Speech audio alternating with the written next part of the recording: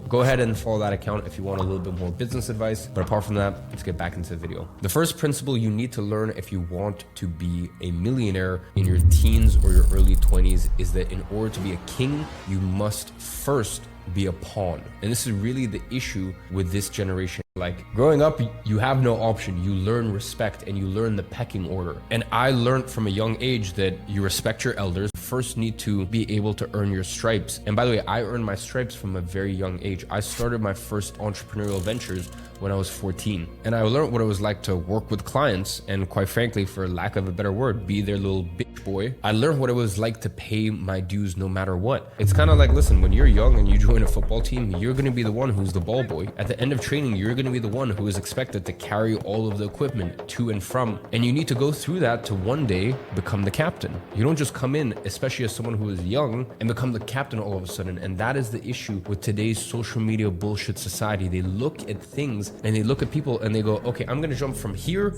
to here. And I deserve that for some reason. And I even get this to this day. People say, hey, Iman, why do you recommend business models that you used to do?